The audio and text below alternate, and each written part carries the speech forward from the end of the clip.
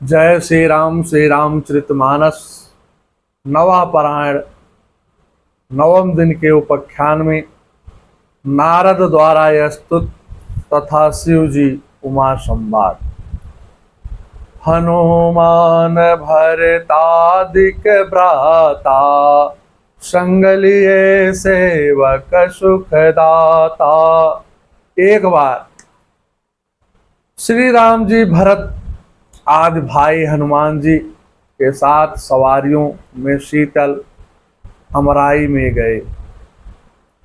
Bharat then निज बसन उड़ाए, बैठे प्रभु से वहीं सब भाए।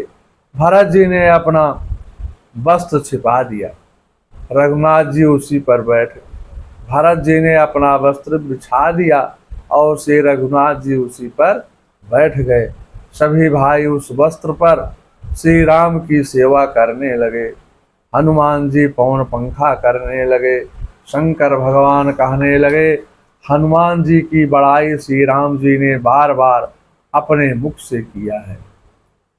हे गिरजे, उसी समय नारद जी हाथ में बीड़ा लेकर के प्रभु श्री राम जी के गुणगान गाते हुए बीड़ा की मीठी तान को छोड़ते हुए आ गए। 9 प्रश्न।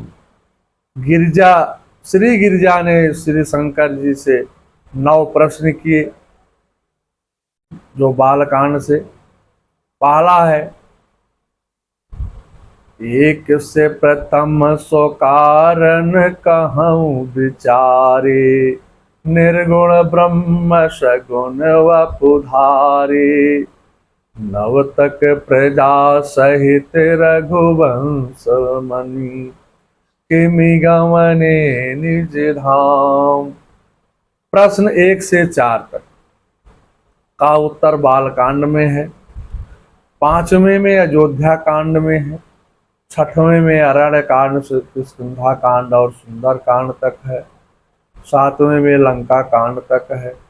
8वें में उत्तर राज्याभिषेक तक ही है। 9वें प्रश्न प्रजा सहित रघुवंश मणि किमि गमने निज धाम का उत्तर यही तक है। गोसाई जी की युक्ति है कि रघुनाथ जी की परम धाम यात्रा प्रकट लिखना राम उपासकों के लिए प्रतिकूल होगा। जो श्री राम जी को सदा अयोध्या में स्थित ध्यान रखते हैं। इस प्रश्न का उत्तर उसी गूढ़ भाषा में लिखा है। भगवान ने हरने में श्रम को प्राप्त होकर के हनुमान भरतादि संपूर्ण सेवक और अवधवासी प्रजाओं को इच्छानुसार सवारी दे करके शीतल अमराई परम धाम को गए। ऐसा लिखने से भक्तों की उपासना भी बनी रही और पार्वती जी का प्रश्न भी पूरा हो गया। देवर्षि नारद जी श्री रघुनाथ जी की स्तुति करने लगे। मामवलोकम पंकजम पंकजलोचन, कृपा विलोकन सोच विमोचन। नील ताम्रस श्याम काम हरे, हृदय कंज मकरंद मधुप हरे।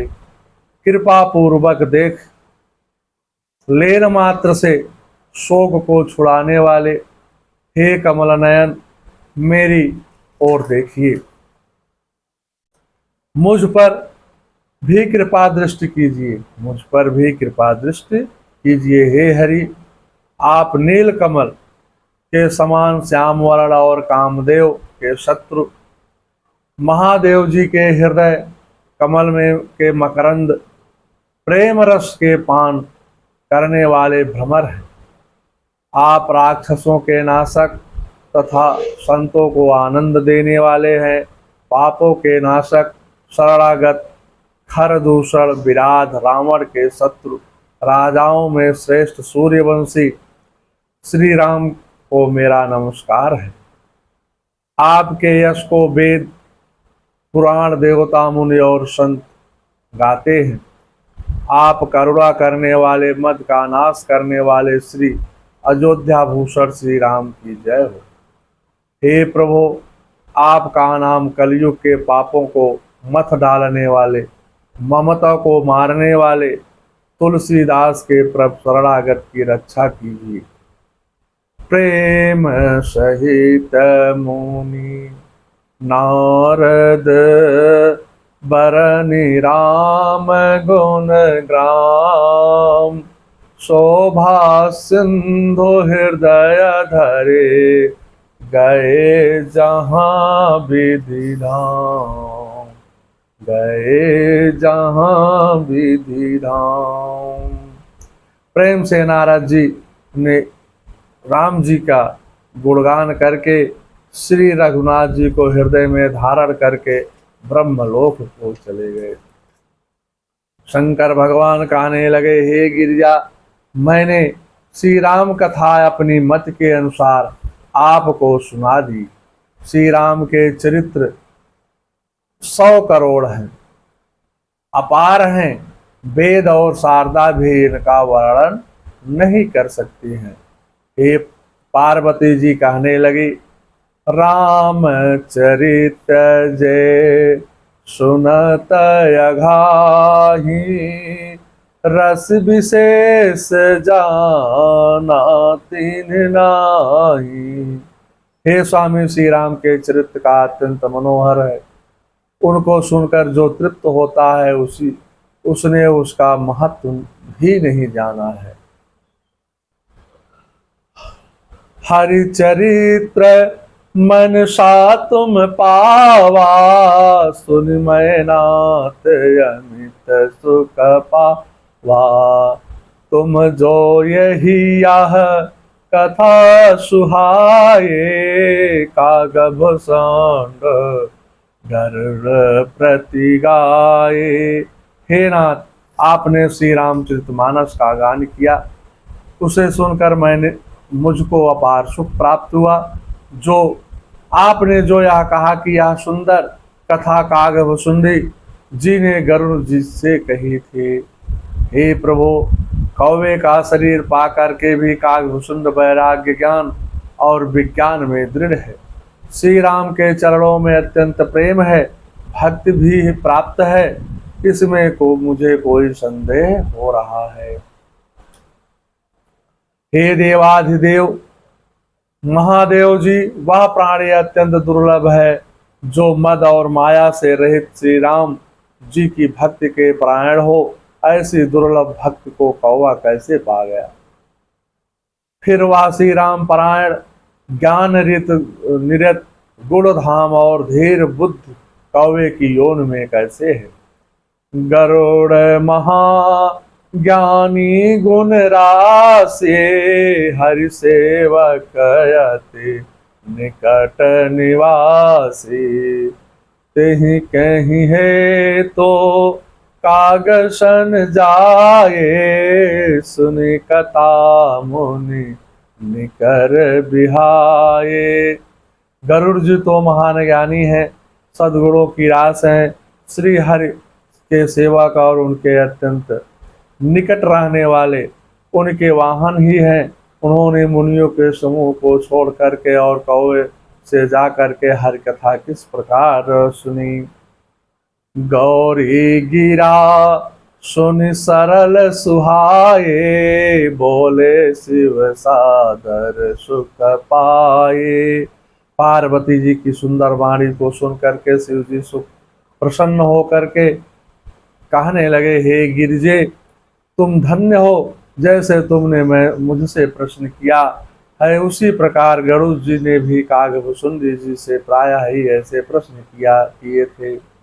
जो तुम मन लगा करके सुनो, जिस कारण उसे उस कथा का श्रवण किया था उसे भी सुनिए। प्रथम दक्ष गृह तव अवतारा, सती नाम तब रहा तुम्हारा। दक्ष जग तब भाय अपमाना, तुम अति क्रोध तजे तब प्राणा। पहले जन्म में तुम दक्ष प्रजापति के घर सती नाम से पैदा हुए थे। दक्ष के यज्ञ में अपमान होने के कारण आपने अपने प्राण त्याग दिए थे। मेरे अनुचरों ने यज्ञ विध्वंस कर दिया था। तुम्हारे वियोग में मैं इधर उधर विरक्त होकर के घूमता फिरता रहा था।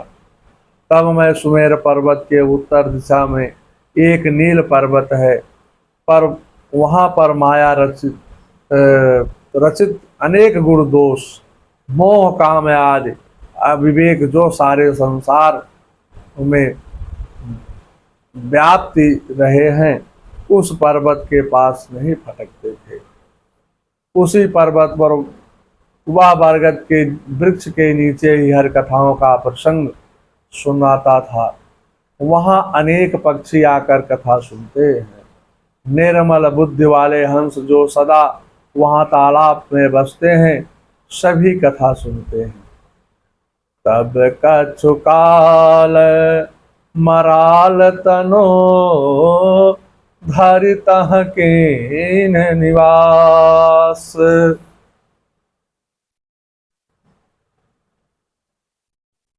सादर सुनि रघुपति गुण,